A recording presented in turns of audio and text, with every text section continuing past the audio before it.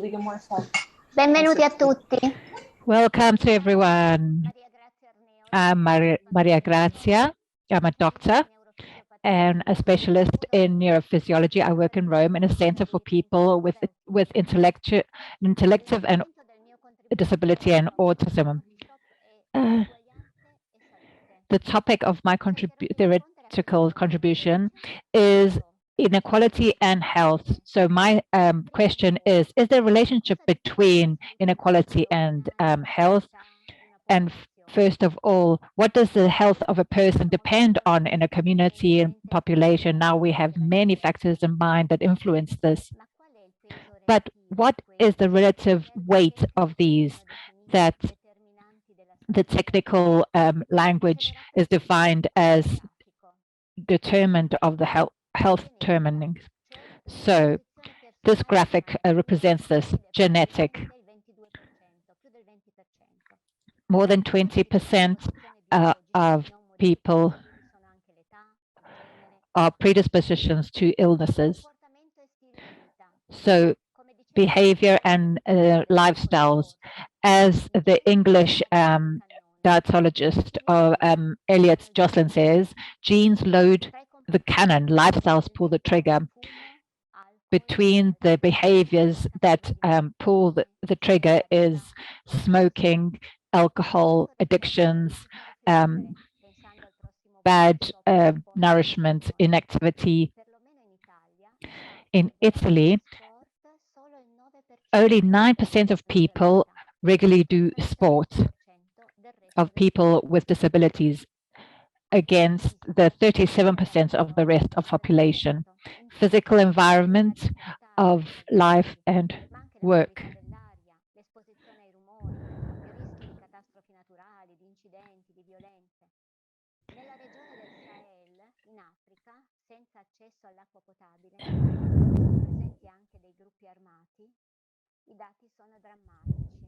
So there's dramatic things in Africa. There's 5 million children under 18, 5 years old, who have acute malnutrition.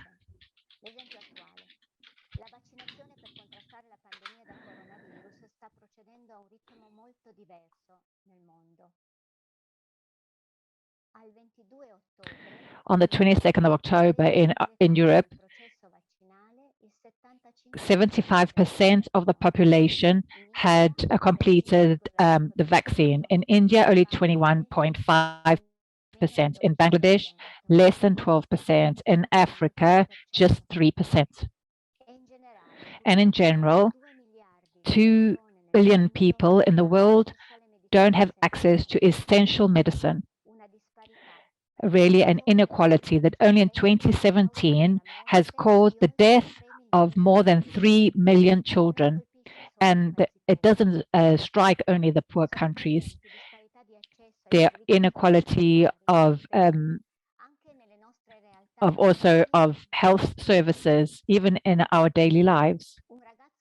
An autistic young boy who goes to the A&E in a hospital because of a stomach ache is really committing to, and it's difficult for him to manage. He'll receive less cure and different and health and in comparison to a boy who is not autistic. Socioeconomic conditions. So in this,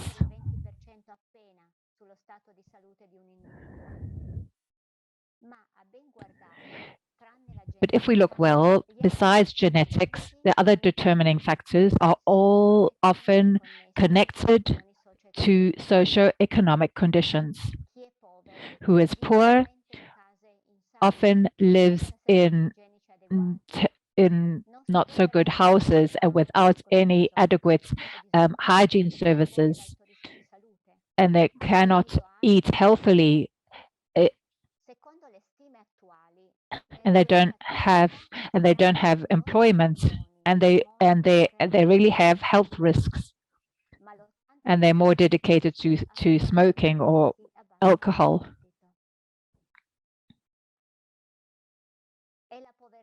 It's poverty today that is the first cause of death in the world, and this can be considered the most important factor that determines bad health conditions.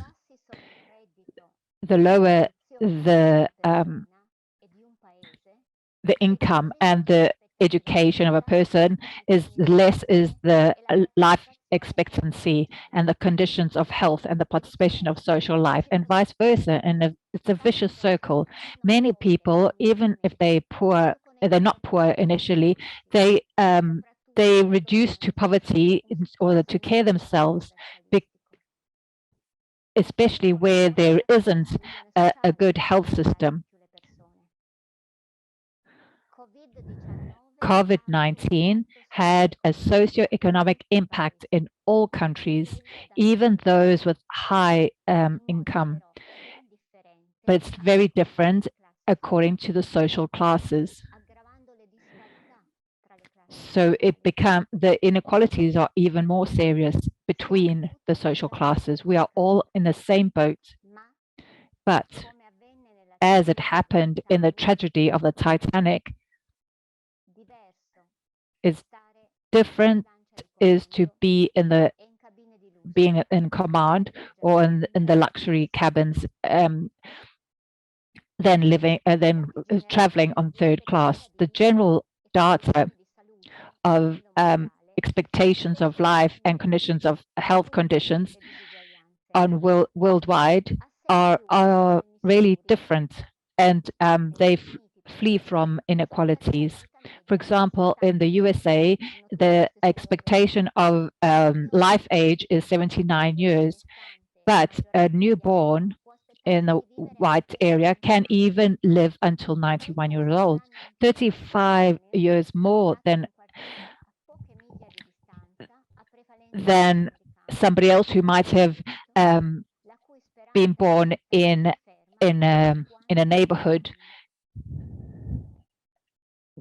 and is Afro-American with less income, and that person could live up to 56 years old. In an article, scientific article, the authors, there was an English professor, one from Rwanda, Chinese, Jamaican, one from Kenya, and Brazilian. They highlight that it's essential to measure the inequalities and that the governments intervene with concrete actions. The title is significant, is putting health equity at heart of universal coverage. So the heart is the motor of our organism, which is important for the circulation of the blood necessary to bring the oxygen to the lungs, towards the cells, the organs. What comes to mind are the various actions that came out in the world from the life of people of the Focolare movement in the very different contexts, starting by the attention to the poor people, to those who are excluded, from Booker's Pallet in the Philippines, and many clinics and schools in Africa and many other countries of the world. Only individuating more as much as possible the priorities of actions with the lens, the equity lens, starting from the groups that are disadvantaged in the various contexts, it's possible to create environments that are really favorable to the promotion of health and to create resilient communities. So I'll stop here. Thank you for listening. And I pass the word to Federica Comazzi, who will guide the workshop Sport and Inclusion.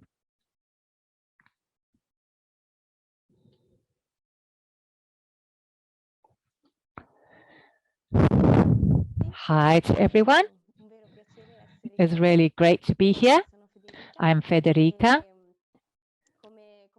and as we will speak about sport, I am a pedagogist. I'm specialized in disability and marginality, and I play rugby, and I'm a trainer too, and I'm a Gen 2, and I'm new responsible of Sport Meet, the inundation of the sport. some time ago, we saw those percentages of people who present themselves with conditions of disability who have access of sports to sport activities, and they are much lower than in relation to the rest of population. And what does this mean? That what is lacking, the two important aspects in their lives for the development of the well-being of the integration of the person, or the environment of sociality, social beings, and the maintaining the health. So we're going to see this video that shows how social inclusion and the development of well-being and the health of people in conditions can find space in the sports context.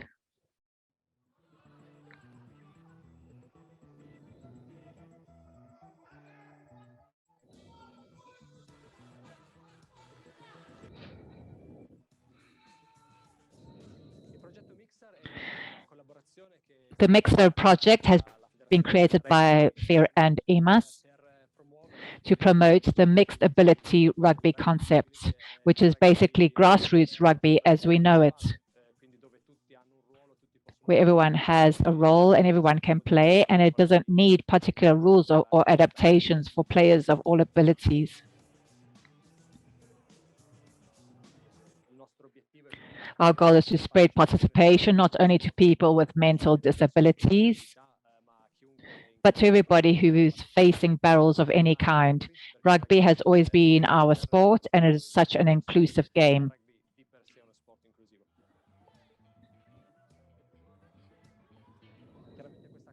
We included other partners into the project, as the Spanish Rugby Federation, the Flemish Federation, the University of Salamanca in Spain, who are ensuring a scientific approach to inclusion,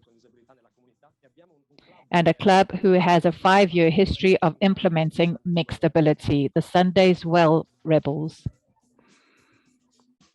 I think it's a brilliant idea. I think it adds a new dimension to a club. It brings new people from your community into your club. And I think it also gives people a better perspective of your club, that now you're a community group that is open to everybody in your community. We started with 13 people that came along, and some of them had disabilities and had never played rugby, and some guys had played rugby with the club for a long time.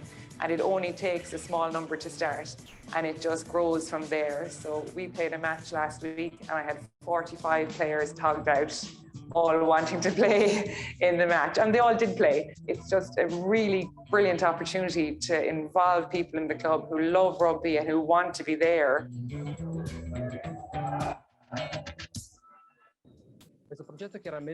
Clearly, this project is consistent with the UE goals in terms of sport and social inclusion. We are talking about participants who never did sport before, and they're now playing rugby on a regular basis, are members of a club and are developing new social connections, which they will keep for the rest of their lives. And they were really life-changing for all those involved.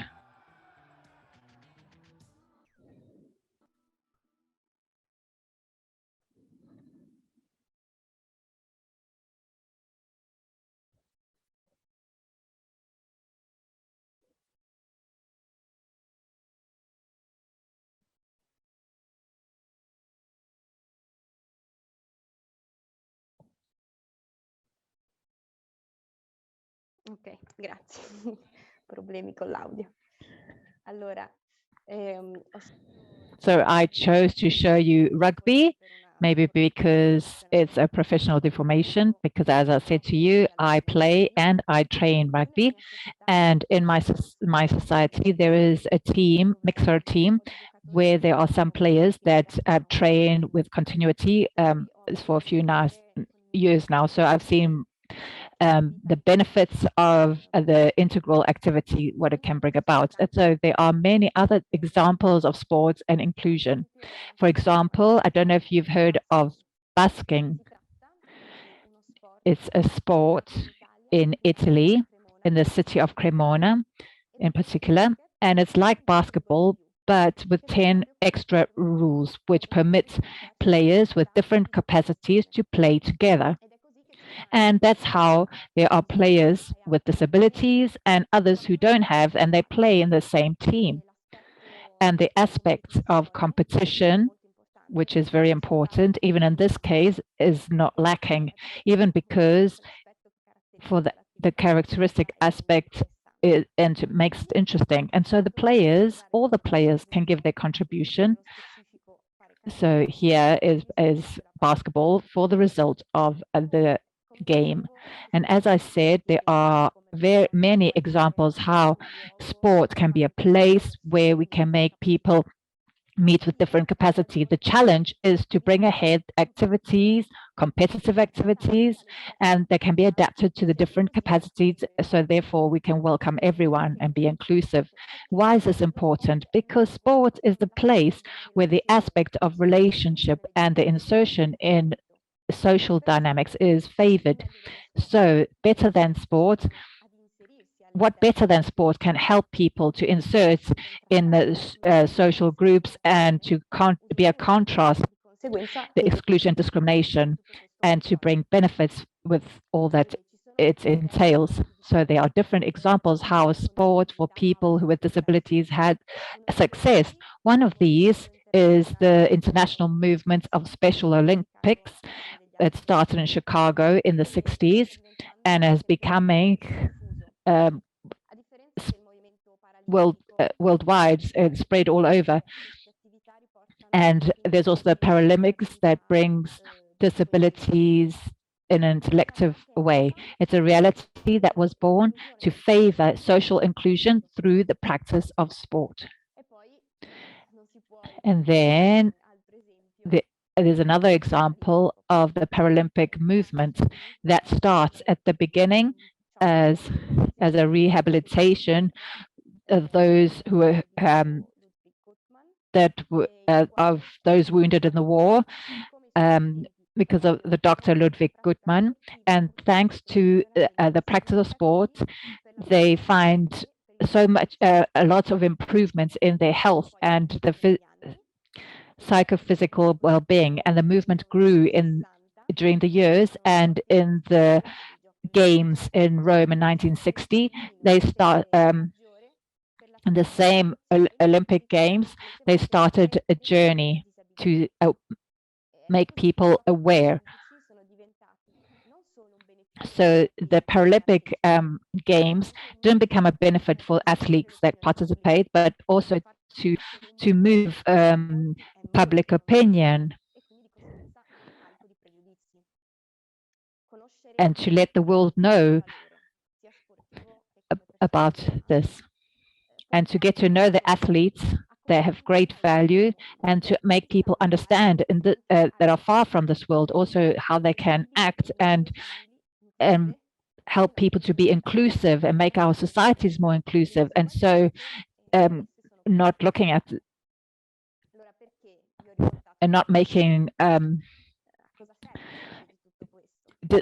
inequalities with everything. So why do we need this? We need this as a starting point, because presenting these good works, it's good to have them as inspirations that maybe we could do something locally in our own area, or maybe meeting the demands that this has. And I don't know if you have groups of young people or families that welcome this added value that sport can give, that we can think of activities, making networks with realities that already they are in your area. So if you want to start a soccer tournament, so why don't you do it thinking that there are different capacities that could exist, and why couldn't you collaborate with those in your area who is working with people with disabilities, and to bring the inclusion through sport. So this working in a network is really important, because you can work in this way to zero the inequalities and work as a team. And just like sport teaches us, all types of sport, the team sport or individual sports, it's all the same. So now I'll leave you with this little pointer. And I'll leave the word to Renzo, who will tell something about the accessibility and inclusion.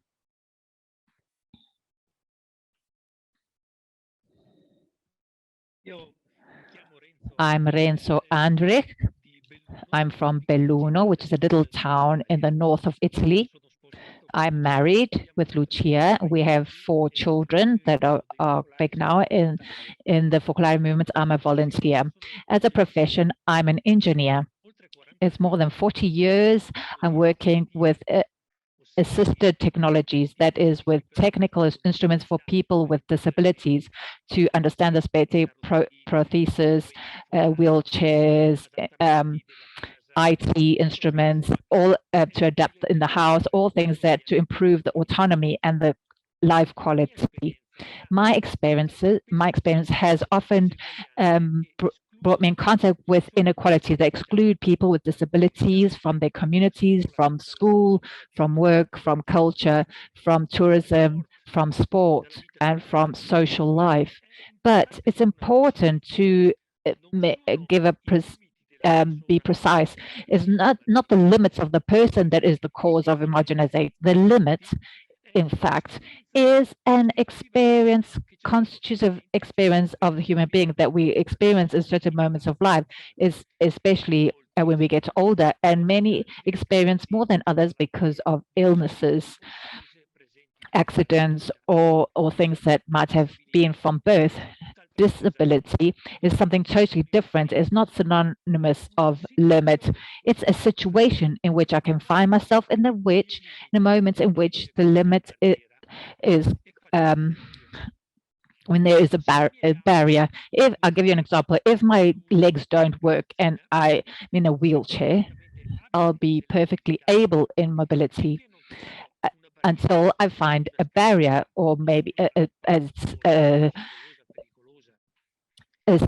stairs or a very steep ramp, or slippery or dangerous. So I will be able in listening and hearing until I don't find an environment that is full of echoes if I'm deaf. So if I have a form of autism, I won't have problems to be with certain people if I'm familiar with their movements and their way of being. So the barriers, it's the barriers that transform the limits into a problem. So maybe we're not used to thinking like this. But this is exactly the definition of disability in the World Health Organization. And see how people with disability are defined in the UN Convention of the Rights of Persons with Disabilities. They're called those with long-term physical, mental, intellectual, or sensory disabilities who, in interaction with various barriers, may prevent their full and effective participation in society on an equal basis with others. So it's very clear. First, there is the person in all their dimensions. The disability starts in the moments in which it interacts with the barriers built by society. And this leads us to say that we have a sick person to be cured, which is our society, affected by an illness which is called barriers. And the care has a name: accessibility. So care to reset leads us to pursue a dream of a world that is accessible, a world where nobody, independently of their physical condition or cognitive condition, meets their architectonic barriers or technological barriers or social barriers that could condition their mobility or limit their relationship, or to stop them to be fully to realize themselves as people and as citizens. So it's a dream that cannot remain an utopia, but has to become a reality everywhere. We have done a lot with this goal all over the world, especially in these last years, but there's still a lot to do. Beyond everything that competes of those who have competence or specific responsibilities, what can we do as normal citizens? What instruments do we have? I limit to suggest 4 simple attitudes. The first, reframe the issues.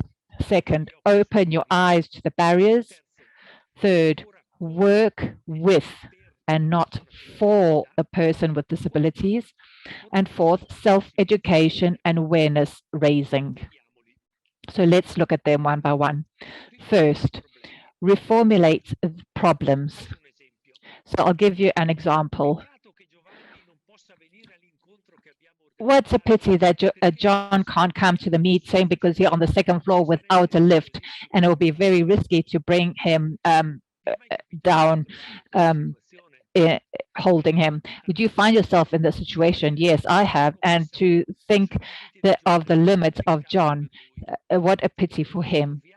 But let's instead reformulate the problem, thinking of his rights.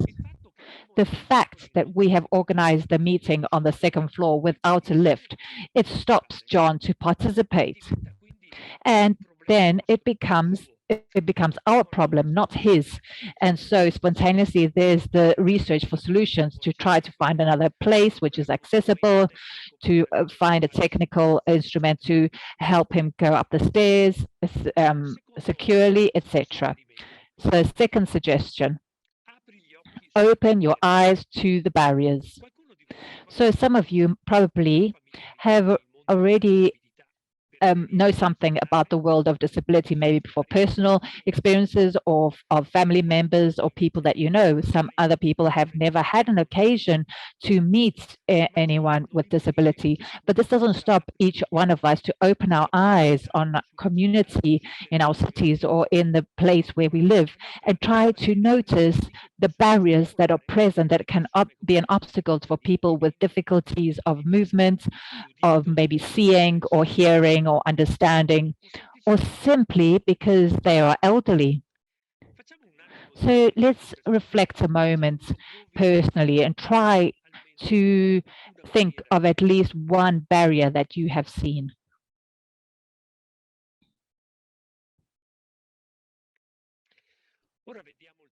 So now let's see the third point.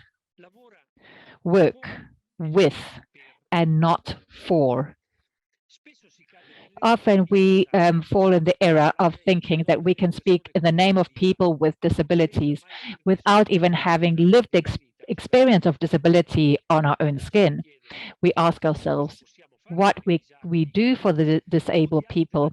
We enjoy we have joy when we can help a disabled person, but then we discover sometimes that we were more concentrated on our gratification of being useful to someone, to work for the disabled people instead of working with the person with who has a disability. And this attitude that we inherit of the culture around us is often criticized by people with of the world of the people with disability. The motto of the European Disability Forum is nothing about us without us. So let's have another reflection. Each one of us try to think of a personal experience in which we took the initiatives of with a person with disability without having agreed with that person.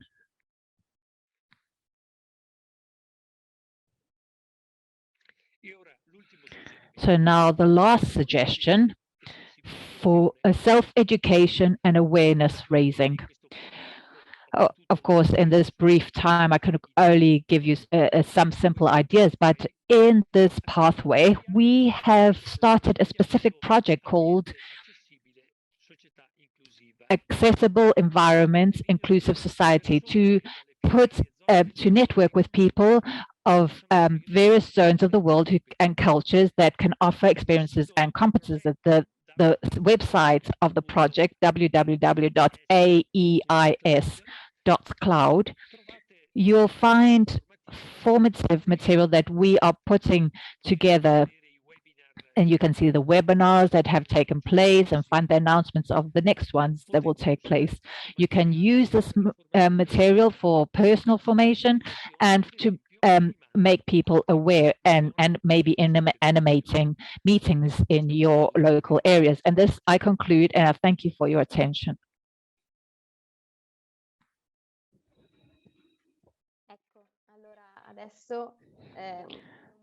So now it's a moment that we have to have some questions.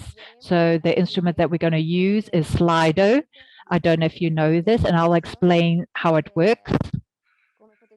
So as you can see, here there is a website, slido.com, and the number hashtag 818381 or the QR code, and you can access this website in one of these ways. And then you have possibility to write your question or to answer questions from somebody else, or vote, and vote for the questions of somebody else. So the ones who have most votes, then we will answer the ones who have the most likes. So we'll leave you a few minutes to write your questions, and then we'll try to answer. And I repeat, to access, you have to go on the website, slido.com, and insert this code that you see, or through the QR code. You can take a photo of the QR code, and then you can go on the website where you can write your question or to vote the questions of the others.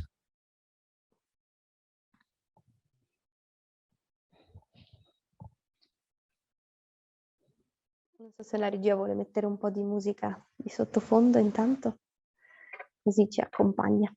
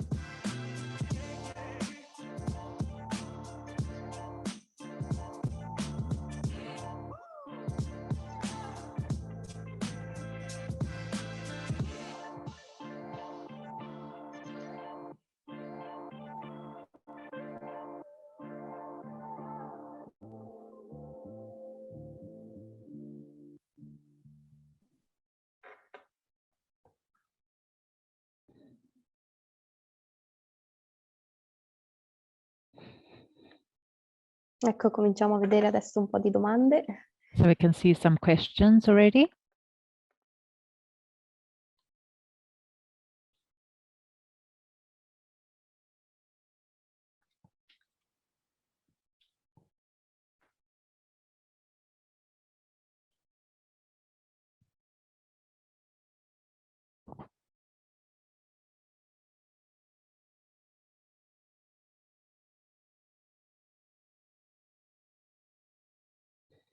Allora, per il momento le domande che stanno arrivando sono... So the questions that are arriving. With COVID, we have understood that we are interdependent. How can we make the vaccines accessible for everyone?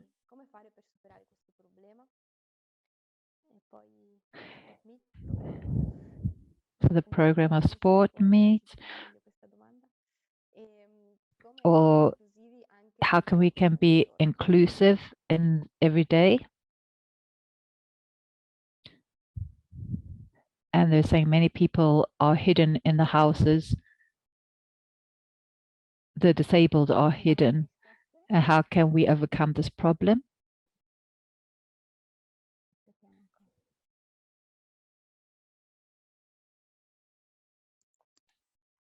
How can we be inclusive in the games every day, in everyday life?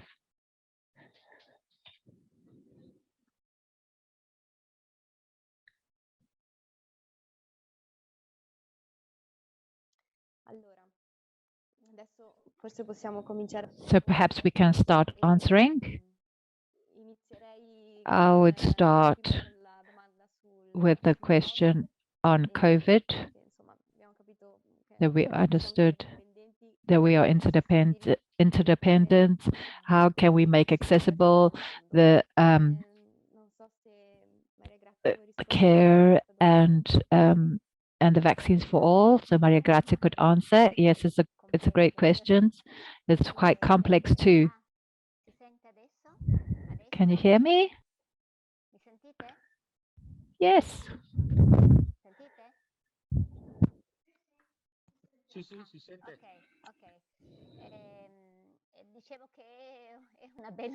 Yes, it's a good question. And we all ask ourselves this. And effectively,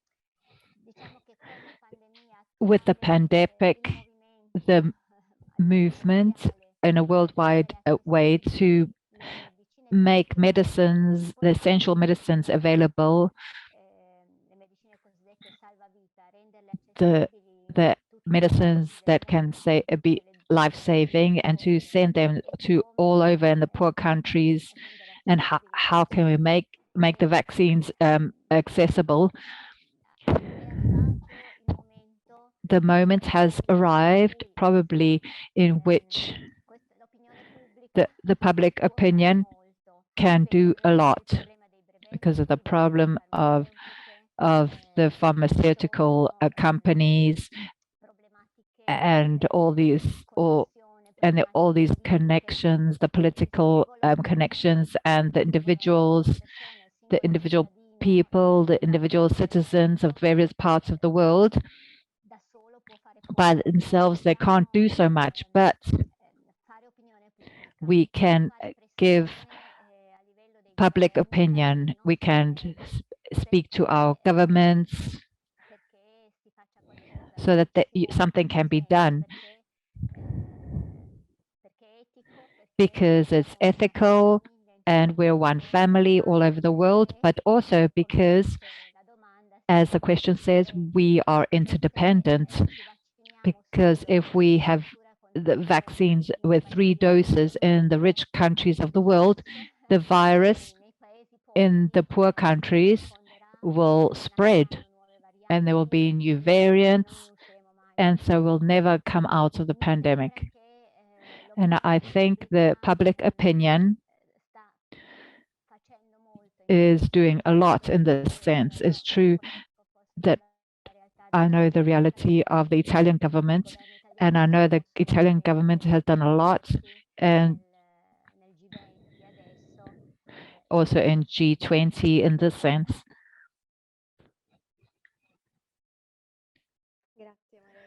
Thank you, Maria Grazia. So the next question: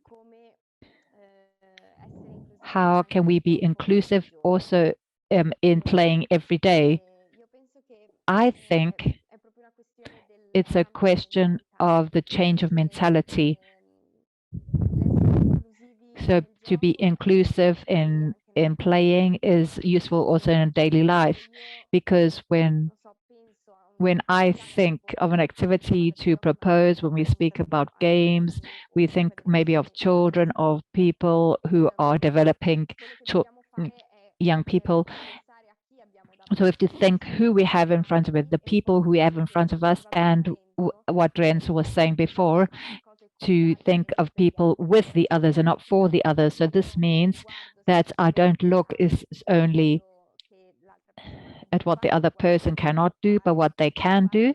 And I look at the contribution that each person is able to give in the game, and to think of games where each person is a protagonist, that each one is able to give their contribution.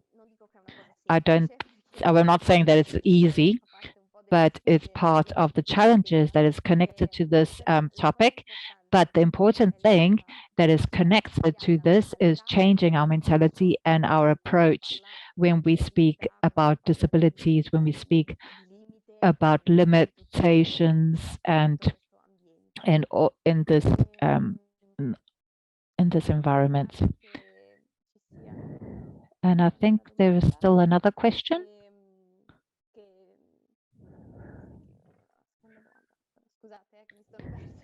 I'm sorry, I got a bit lost there. So another question, we should make these experiences known more, and this integrations, how? I don't know if Renzo would like to answer this question. Yes, this question is connected also with the others that say that some hide that the disabled are the people with disabilities are hidden, and how we can change these problems. So this is a cultural problem that substantially it can be, we can say that disability in many communities is still seen as something negative. Of course, it's something difficult, and there's many practical difficulties for the families and etc. But to see it as something negative culturally and socially, it's a problem of mentality. And how can we overcome this? I see two fundamental ways. First of all is information. Many people and families who have disabilities, they find themselves of many problems, and they don't find information on how to solve them. In my experience, for example, in which I work with technical instruments which can solve many problems of everyday life. I see many people don't know these, and maybe it's 10 years that where they fight and struggle with this problem, and they don't know, they can't find a solution. And so this information is in the markets, but also maybe an awareness to spread the idea that integration is normality in society. And so this is very interesting what Federica showed us. Sport, for example, as a vehicle of integration, and we know how the special the Paralympics and the Paralympic games, all the good that has brought for our children. Often today, the person with disabilities is associated with that athlete that they've seen in the competition. So it's a different vision that we had when we were of my generation. And so we have to really take this leap on mentality, where there's a rooted mentality. We have to do a whole work, which will take a long time of awareness and the change of a cultural paradigm. The problem of integration is not in the person that has unlimited, but it's the barriers that society places. So it's our problem. It's not the person who has the limitation. So if we change this mentality already on our daily lives, it will be able to overcome this. And to conclude, the great formators are the disabled people themselves, because they can teach us what it means and what the consequences and the solutions are. So we have space for one more question, which is for Maria Grazia. And you hear that the number of people with autistic disturbances has grown because of environmental factors. Is this true or not? Yes, if we look at the numbers of the people with autistic spectrum, it's not an illness, it's a disturbance of neurological development. It's really a disturbance. And it's true that comparison to 10, 20, 30 years ago, they are increasing with a lot of a difference in depending on the peoples in the United States. They seem like there's more than in Italy. And you know that autism is more spread in the male, more male than female. So in some places 4-1. So is it really an increase, or is it because we have find the screening?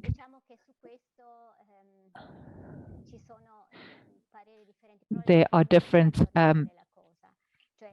people think different things. It's true that there has been a change of the diagnosis, and we are more aware about this disturbance, but also in the parents and public opinion.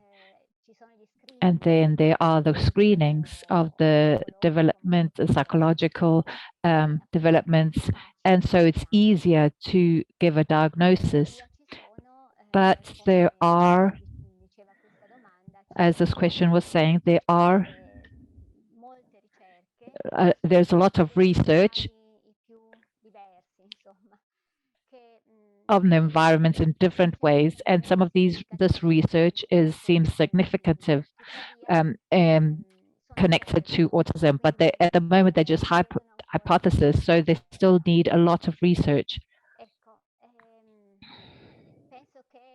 I think we have reached the conclusion of this moment that we have been together here this afternoon.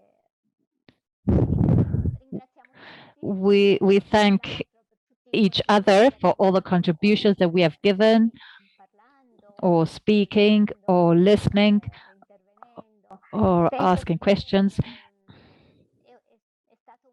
So I think it was, at least I feel I was enriched by this moment, and I hope that it was for everyone.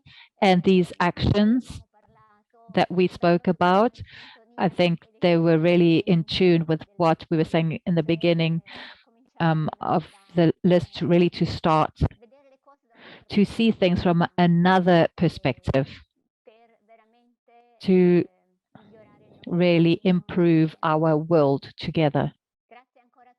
Thank you to everyone. Perhaps we could say goodbye. Thank you to everyone. Thank you.